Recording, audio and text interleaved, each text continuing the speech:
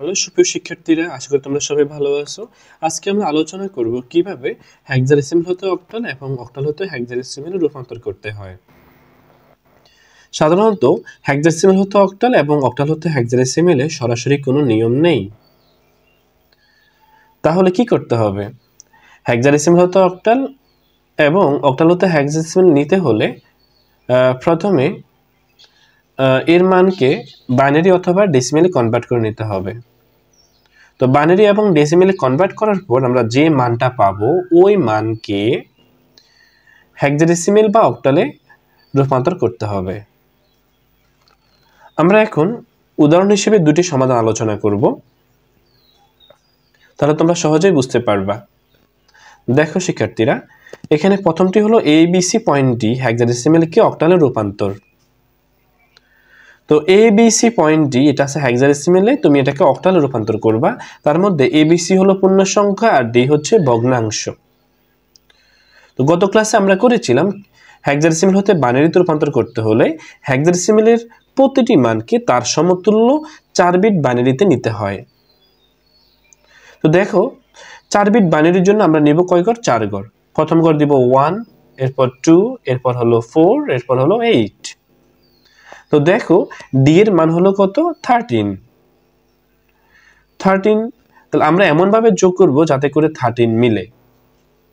দেখো 8 + 4 + 1, 8 + 4 12 + 1 13, তাই না? তো যেখানে যেখানে যোগ মিলবে তুমি সেখানে 1 বসাবা, আর যেখানে যোগ মিলবে না সেখানে তুমি 0 বসাবা। তার মানে ডি এর বাইনারি মান হলো 1101। অনুরূপভাবে সি এর বাইনারি মান কত হবে? 1100। কিভাবে? দেখো সি এর মান হলো কত? 12। দেখো 8 + 4 হচ্ছে 12, তার মানে 8 এর মধ্যে 1 হবে, 4 এর মধ্যে 1 হবে, আর 2 এবং 1 এর মধ্যে 00 হবে, কারণ যোগ মিলেনি। তার মানে সি এর आंसर হবে 1100। তারপর বি এর মান হলো 11। তো 11 তুমি কিভাবে যোগ করলে 11 মিলবে? দেখো 8 + 2 + 1, মানে 8 আর 2 এ 10, 10 আর 1 এ 11। তাহলে 8 এর মধ্যে 1 হবে, 2 এর মধ্যে 1 হবে, 1 এর মধ্যে 1 হবে, তার মানে आंसर হচ্ছে 1011। তারপর এই হচ্ছে এর ভ্যালু হলো 10। তাহলে 10 কিভাবে মিলবে? 8 + 2 = 10, তার মানে 8 এর মধ্যে 1 হবে, 2 এর মধ্যে 1 হবে, বাকি দুটোতে হবে 0 0। ঠিক আছে? তাহলে ABC পয়েন্ট ডি এর বাইনারি মান হচ্ছে 1010103111 পয়েন্ট, ওই যে দশমিকের জন্য 1101।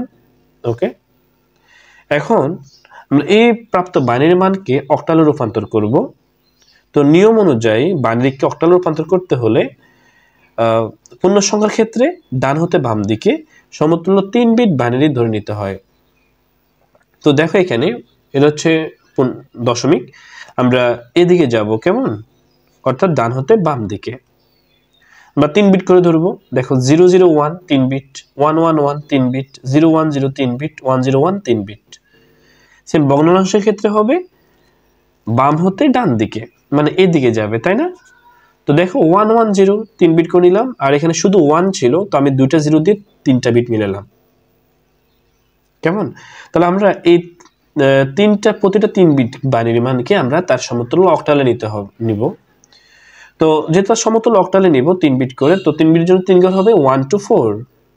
দেখো শিক্ষার্থীরা, এখানে 100 আছে, তুমি যদি এখানে 100 বসাও, তো যেখানে 1 তুমি সেখানে যোগ করবা। যদি এখানে 1টা 4 এর ভিতরে আছে, তার মানে এখানে 4 হবে।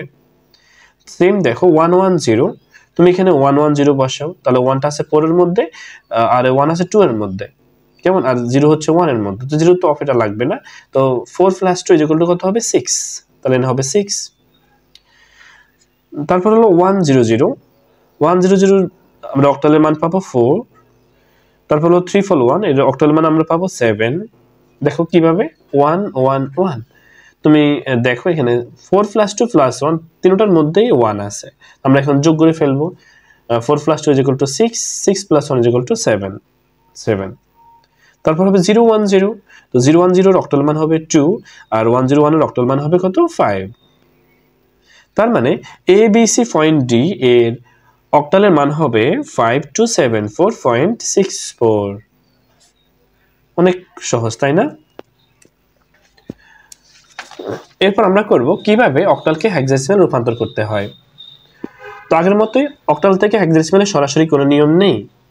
তো তুমি চাইলে অক্টালকে প্রথমে ডেসিমেল কনভার্ট করে ওই ডেসিমেল মানকে হেক্সাডেসিমালে কনভার্ট করতে পারো, কিন্তু আমি এখানে বাইনারি করলাম কারণ বাইনারিটা ডেসিমেল থেকে তুলনামূলক সহজ।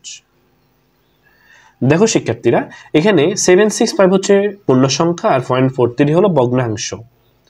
তো প্রতিটি পূর্ণ সংখ্যাকে যেহেতু এটা অক্টালে আছে, আমরা জানি অক্টাল 3 বিটের কোড, তার মানে অক্টালের প্রতিটি মানকে তার সমতুল্য 3 বিট বাইনারিতে নিব আমরা। তো এখানে 5 এর বাইনারি মান হবে 101। দেখো 5, তুমি যদি 5 কে বাইনারিতে কনভার্ট করো, 4 + 1 = কত হবে 5। দেখো এখানে 101 হয়েছে, 101। অনুরূপ হচ্ছে 6, দেখো 4 + 2 = কত হবে 6, তার মানে এখানে হবে 110। 7, 4 + 2 + 1 = কত হবে 7। তো সবগুলোতে যোগ মিলতেছে মানে 3 = 1 হবে। সেম দেখো 4, তো 4 এর মধ্যে দেখো এখানে 1 আছে, তার বাইগুলো তো কি হবে 0 হবে, তাহলে হবে 100। 3, 2 + 1 = কত হবে 3, তাই না, তাহলে হবে 011। তাহলে আমরা অক্টালকে বাইনারিতে কনভার্ট করলাম। এখন এই বাইনারি মানকে হেক্সাডেসিমালে কনভার্ট করব। তো আমরা তো জানি বাইনারি থেকে হেক্সাডেসিমাল নিতে হলে 4 বিট বাইনারি সমান হেক্সাডেসিমালের মান। তো পূর্ণ সংখ্যার ক্ষেত্রে হবে কোন দিক থেকে কোন দিকে, এটা হবে ডান থেকে বাম দিকে আমরা বিট ধরবো, আর ভগ্নাংশের ক্ষেত্রে আমরা ধরবো বাম হতে ডান দিকে। ঠিক আছে, মানে এখান থেকে শুরু করব আমরা।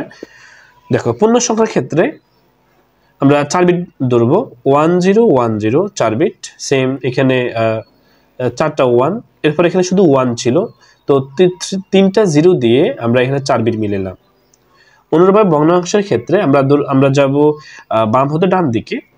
হ্যাঁ, তাহলে এখানে আমরা 4 বিট ধরবো, 1000 আর হবে 1100। দেখো শিক্ষার্থীরা, তো এই বাইনারিকে আমরা এখন হেক্সাডেসিমালে কনভার্ট করব। তো আমরা তো জানি বাইনারি থেকে হেক্সাডেসিমাল নিতে হলে তার সমতুল্য 4 বিট নিতে হবে। তো 1100 এর হেক্সাডেসিমালের মান হবে 12, এর হেক্সাডেসিমালের সিরিয়াল নাম্বার হচ্ছে C। 100 হচ্ছে 8, 0101 হবে 5, আর এখানে 4টা 1, এর মান হবে 15, তার মানে F, আর 0001 এর মান হবে 1। তার মানে অক্টাল থেকে হেক্সাডেসিমালে রূপান্তর এর মান হচ্ছে 1F5.8C। একদমই সহজ, তাই না? সবাই বেশি বেশি শেয়ার করবে এবং সাবস্ক্রাইব করে বেল আইকনে ক্লিক করে পাশে থাকবা। আল্লাহ হাফেজ।